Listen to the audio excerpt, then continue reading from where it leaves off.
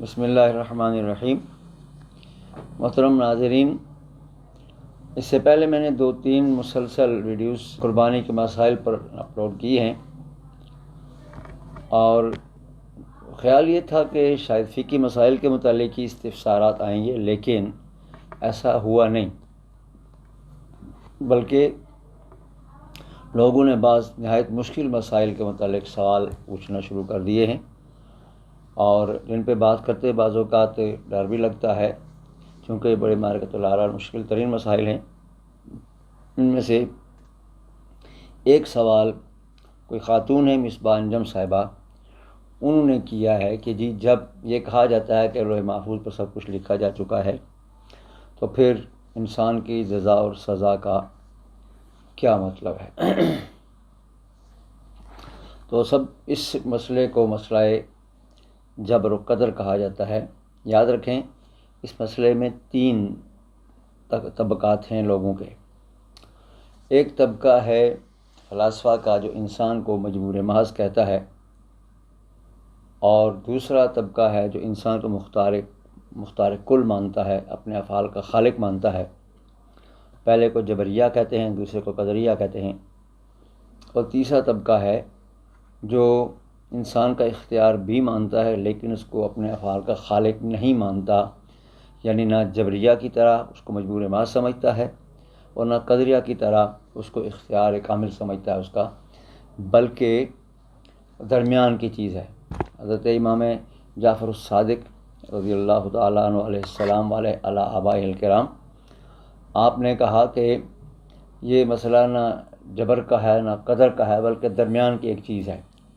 اس درمیان کی چیز کو تلاش کرنے میں لوگوں نے بہت ٹھوکریں کھائی ہیں، خاص طور پہ ان لوگوں نے کہ جو عقل کے ذریعہ سے ہر شے کو ثابت کرنے یا اس کو یعنی لوگوں تک پہنچانے کی کوشش کرتے ہیں۔ یاد رکھیے کہ انسان کی عقل کے متعلق اقبال نے کہا تھا، گزر جا عقل سے آگے کہ یہ نور وہ بار راہ ہے منزل نہیں ہے۔ اور اگر عقل ہی کافی ہوتی تو انسان انبیاء کرام علیہ السلام کو بھجوانے کی ضرورت ہی نہیں تھی، بلکہ امام ابو حنیفہ کا ایک قول بھی ہے کہ اگر اللہ انبیاء کو نہ بھیجتا تب بھی انسان کو عقل کی وجہ سے اللہ تعالیٰ چاہتا تو سزا دے سکتا تھا، چونکہ یہ ایک مکمل رہنما ہے، لیکن بہرحال یہ مکمل رہنما نہیں ہے۔ کہا جاتا ہے کہ تاریخ انسانی میں ارسطو واحد شخص تھا کہ جس نے اپنے عقل کے ذریعہ سے اللہ تعالیٰ کی حقیقت دریافت کر لی تھی، لیکن اس کو الفاظ نہیں ملے کہ جو وہ بیان کر سکتا کہ اللہ کی حقیقت نے کیا دریافت کی ہے۔ بہرحال عقل کل ہر شے نہیں ہے، اور لہذا اس حوالے سے جو لوگ عقل کے ذریعے سے ہر چیز کو ثابت کرنا چاہتے ہیں وہ ٹھوکر کھا جاتے ہیں۔ اللہ تعالیٰ جل جلالہ نے فرمایا اللہ خالق کل شے، اللہ ہر شے کا خالق ہے۔ شے میں اللہ کی ذات کے علاوہ باقی ساری کائنات، اس میں انسانی افعال ہیں، سب چیزیں ہیں، یہ اللہ تعالیٰ کی پیدا کردہ چیزیں ہیں۔ اس لیے یہ کہنا کہ جی انسان مجبور محض ہے، ایسا بھی نہیں، اور یہ کہنا کہ مختار کل ہے، ایسا بھی نہیں۔ اس کی ایک آسان مثال سیدنا علی مرتضیٰ کرم اللہ وجہہ الکریم نے سمجھائی۔ آپ سے کسی نے پوچھا کہ جناب انسان کتنا مختار اور کتنا مجبور ہے، تو آپ نے فرمایا کہ ایک ٹانگ اٹھاؤ، اس نے اٹھائی، فرمایا دوسری اٹھاؤ، کہنے لگا جی نہیں اٹھا سکتا، تو فرمایا بس اتنے مجبور ہو اور اتنے مختار ہو۔ اس طرح مقصد کہنے کا یہ ہے کہ نہ تو انسان مجبور محض ہے اور نہ ہی وہ بالکل مختار کل ہے، کچھ اس کی کمزوریاں ہیں کہ جس کی وجہ سے وہ مختار کل بھی نہیں، اور کچھ اس کے پاس اختیارات ہیں جس کی وجہ سے مجبور محض بھی نہیں۔ حدیث پاک میں ہے کہ قد جف القلم بما هو کائن الی یوم القیامہ، کہ جو کچھ قیامت تک ہونے والا ہے اس پر قلم خشک ہو چکی ہے، مطلب یہ کہ لوح محفوظ پر لکھا جا چکا ہے۔ اس کو لوگ یہ سمجھتے ہیں کہ جی انسان مجبور محض ہے، نہیں ایسا نہیں ہے، اس لیے کہ ایک ہے خلق اور ایک ہے حکم، ان میں فرق ہے۔ خلق یہ ہے مثال کے طور پہ کہ اللہ تعالیٰ جل جلالہ نے کائنات پیدا کی، اس میں حرام و حلال کا ایک سلسلہ قائم کیا، حلال و حرام کا سلسلہ حکم ہے، اور کائنات یہ خلق ہے۔ اور کوئی چیز اگر اچھی نہیں پیدا ہوئی بظاہر تو وہ یہ کوئی عیب نہیں ہے، البتہ جب حکم کا مرحلہ آئے گا تو وہاں پتہ چلے گا کہ کیا اچھا ہے اور کیا برا۔ اس کی مثال یہ کہ مثلا اللہ تعالیٰ جل جلالہ و عما نوالہ انسان کا بھی خالق ہے اور خنزیر کا بھی خالق ہے۔ اب خنزیر ظاہر ہے کہ کوئی اچھی چیز تو نہیں ہے، لیکن یہ کہ خلق میں کوئی عیب نہیں۔ حکم جب آئے گا تو پتہ چلے گا کہ خنزیر نجس العین ہے اور انسان سب سے محترم چیز ہے، یہ حکم ہے۔ اس کی ایک اور مثال بھی آپ سمجھ سکتے ہیں کہ ایٹم بم نہایت مضر چیز ہے، لیکن اس کی ایجاد یہ کوئی برائی نہیں ہے۔ اسی طریقہ سے انسان میں اگر کوئی برائی، کوئی چیز اچھی نہیں بھی ہے تو تب بھی اس میں وہ اچھائی یا برائی حکم میں آئے گی، خلق میں نہیں آتی۔ تخلیق ساری اچھی ہے، اور اس کے لیے ایک چھوٹی سی مثال سے بات کو سمجھانا میرا خیال ہے زیادہ مناسب ہوگا کہ سیدنا موسیٰ علیہ السلام نے ایک دفعہ چھپکلی کو دیکھا تو آپ نے کہا یا اللہ یہ چھپکلی تو نے کیوں پیدا کی ہے؟ تو اللہ تعالیٰ نے فرمایا موسیٰ کہ چھپکلی مجھ سے پوچھ رہی تھی کہ تو نے موسیٰ کو کیوں پیدا کیا ہے۔ اس کا مطلب ہے کہ ہر چیز کے خلق اللہ تعالیٰ نے ایک مناسب انداز میں کیا ہے، اس کے مقاصد اس کو پتہ ہیں، کن مقاصد کے لیے اس کو پیدا کیا گیا ہے اور اسے کیا کیا مقاصد ہیں یہ اس کو پتہ ہوتا ہے۔ اس لحاظ سے کوئی چیز بھی ایسی نہیں کہ جو تخلیق میں بری ہو۔ البتہ حکم کے اعتبار سے فرق آ جائے گا کہ یہ اچھی ہے یا یہ اچھی نہیں ہے۔ اس لحاظ سے لیکن یہاں پر بنیادی بات یہ یاد رکھنے کی ہے کہ تخلیق اچھی ہے یا اچھی نہیں بظاہر، لیکن جب اچھی نہ ہو تو اس کی نسبت اللہ کی طرف کرنا، براہ راست کرنا، یہ ادب کے خلاف ہے۔ مثال کے طور پہ ہم یہ کہہ سکتے ہیں خالق الانسان، اللہ خلق کل شیء، اللہ نے ہر شے کو پیدا کیا، خالق الانسان بھی اللہ ہے، لیکن ہم براہ راست خالق الخنزیر نہیں کہہ سکتے، حالانکہ خالق اس کا بھی وہی ہے۔ اس کی مثال قرآن کریم سے اللہ تعالیٰ جل جلالہ نے سورہ جن میں جب جنات کو آسمانوں پہ جانے سے روک دیا گیا تو انہوں نے جو الفاظ استعمال کیے کہ یہ اس کا کیا، یعنی یہ کیا ہو رہا ہے، وہ قابل توجہ ہیں۔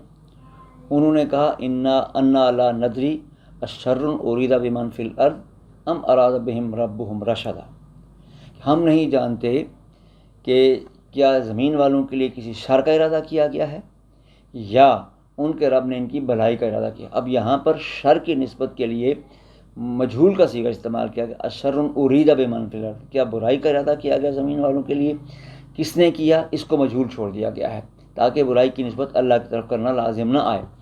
لیکن ام اراد بہم ربہم رشدا، یا اللہ نے ان کے لیے وہ بھلائی کا ارادہ کیا ہے، اس کی نسبت اللہ کی طرف کی گئی ہے۔ اسی طریقہ سے یہ لا عمل ہے، اچھی چیز کی نسبت اللہ کی طرف کرو، اگر اچھی چیز بظاہر نہیں لگتی تو اس کی نسبت براہ راست نہ کرو، لیکن چیز بہرحال تخلیق خداوندی کے ہونے کے حوالے سے وہ سب اچھی ہیں۔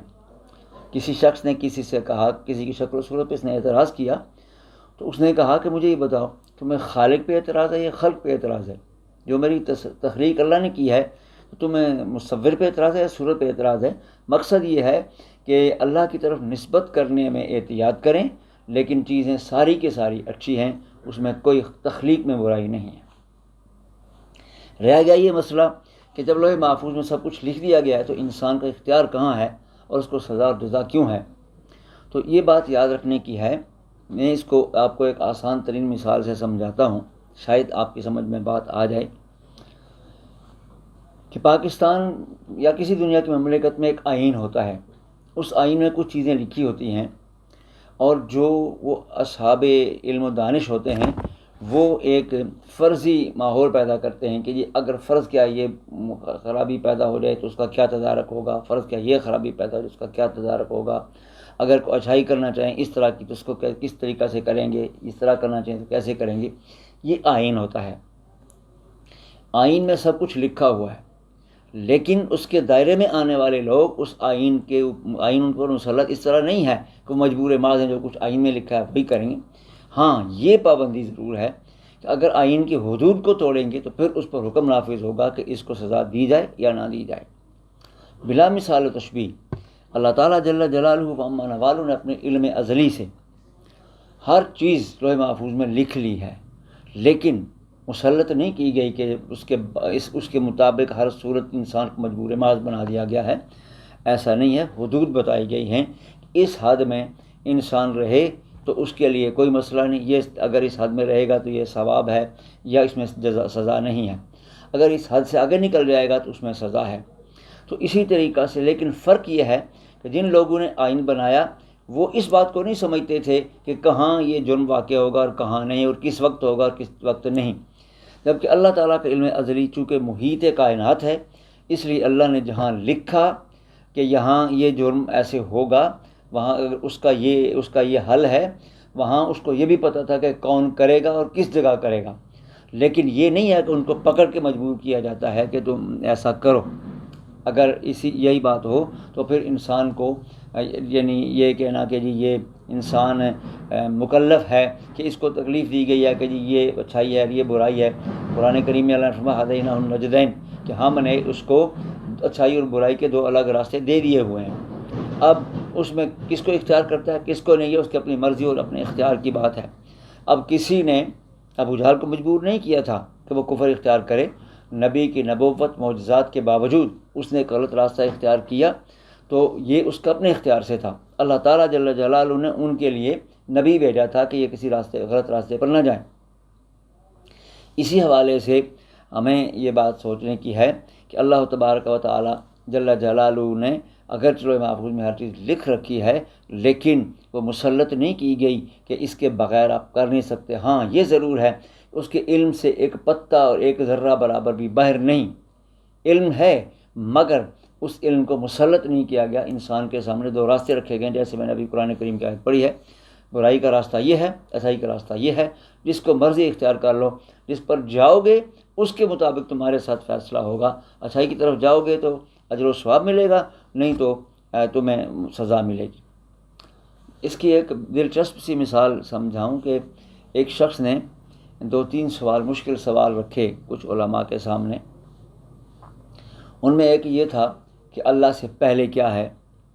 دوسرا سوال یہ تھا کہ اگر شیطان آگ کا بنا ہوا ہے تو اس کو آگ میں ڈالنے سے کیا نقصان ہوگا. اور تیسرا سوال یہ تھا کہ جب ہر کچھ اللہ کرتا ہے تو انسان کو سزا اور جزا کیوں ہے. تو ایک عالم تھے، اہل اللہ بھی تھے وہ، انہوں نے اس سائل کے سر پہ ایک پتھر دے مارا یا روڑا دے مارا، مٹی کا سخت روڑا. اس سے اس کا سر پھٹ گیا. وہ تھانے چلا گیا. اس نے کہا کہ مجھے اس بندے نے مارا ہے. تو تھانے دار نے اس کو بلایا اور پوچھا کہ بتاؤ. قاضی صاحب کے پاس چلا گیا. تھانے اس وقت کیا تھے باہر. قاضی صاحب نے اس کو بلا کے پوچھا کہ تم نے اس کو کیوں مارا. اس نے کہا جی میں نے اس کو مارا نہیں ہے، میں نے اس کے 3 سوالوں کا جواب دیا ہے. پہلا اس کا سوال کیا ہے. انہوں نے کہا پہلا سوال یہ تھا کہ اللہ سے پہلے کیا ہے. تو اگر اللہ ہے تو نظر کیوں نہیں آتا. انہوں نے کہا اسے پوچھیں اس کو درد ہے، اگر درد ہے تو بتائے اس کو نظر کیوں نہیں آتا. نمبر 2 یہ کہ اگر شیطان آگ کا بنا ہو تو اس کو آگ میں ڈالنے سے کیا نقصان ہوگا. انہوں نے کہا اس سے پوچھیں کہ تم کس چیز کے بنے ہوئے. انہوں نے کہا کہ مٹی کا. تو انہوں نے کہا میں نے مٹی کے اوپر مٹی ماری ہے نا، اس کو تکلیف ہوئی ہے کہ نہیں ہوئی. اسی طریقہ سے شیطان کو آگ میں ڈالا جائے گا، اس کو تکلیف ہوگی. اور تیسرا سوال تمہارا یہ تھا کہ جب ہر چیز اللہ ہی کرتا ہے تو پھر سزا جزا کیوں. انہوں نے کہا تجھے یہ روڑا میں نے تو نہیں مارا، تیرے عقیدے کے مطابق اللہ نے مارا ہے، پھر مجھے یہاں کیوں پکڑ کے لے آئے ہو. اس کا مطلب یہ ہے کہ اللہ تعالیٰ نے ایک نظام بنا رکھا ہے، اختیار دیا ہوا ہے کہ اس اختیار کو استعمال غلط کرو گے تو نقصان ہوگا، اچھا کرو گے تو فائدہ ہو جائے گا. اس حوالے سے دیکھنا یہ ہے کہ ہمیں اس معاملے میں یہ سمجھنے کی اشد ضرورت ہے کہ اللہ تعالیٰ کو ہم خالق کل مانتے ہیں اور انسان کے اختیارات ہیں لیکن اختیار کامل نہیں ہے. اگر اختیار کامل ہو کہ جو اپنے افعال کا خود ہی خالق ہو تو جب انسان پہ راشا طاری ہوتا ہے تو اس کے افعال غیر اختیاری ہو جاتے ہیں. اگر وہ خود خالق ہوتی ہے افعال نہ پیدا ہونے دے. اور اگر اسی طریقہ سے حادثہ ہو جاتا ہے تو وہ اگر خالق ہے اپنے افعال کا تو اس کو نہ پیدا ہونے دے. اس لیے یہ بھی غلط ہے کہ وہ خالق ہے اپنے افعال کا، اور یہ بھی بالکل غلط ہے کہ وہ مجبور محض ہے. یہ بالکل غلط ہے اس لحاظ سے کہ انسان بہت ساری چیزیں ایسی ہیں جو اپنے اختیار سے کرتا ہے اور وہ غلط ہوتی ہیں تو ان کے نتیجے میں اس کو نقصان ہوتا ہے. اس حوالے سے یہ سوال میرا خیال ہے کہ کافی حد تک اس میں وضاحت آ گئی ہوگی کہ انسان نہ تو مجبور محض ہے نہ مختار کل ہے، بلکہ درمیان کی چیز اس کے پاس ہے، آدھا مختار ہے آدھا یہ مجبور ہے، اور یہی درمیان کا راستہ ہے اہل سنت و جماعت کا ہے۔ قرآن کریم بھی اسی چیز کی طرف ہمیں رہنمائی کرتا ہے کہ اللہ تعالیٰ جل جلالہ کو خالق تو ہر شے کا مانو، لیکن حکم جب اس کا نافذ ہوگا پھر اندازہ ہوگا کہ غلط کیا ہے اور صحیح کیا ہے۔ اللہ تعالیٰ مجھے اور آپ کو توفیق عمل عطا فرمائے۔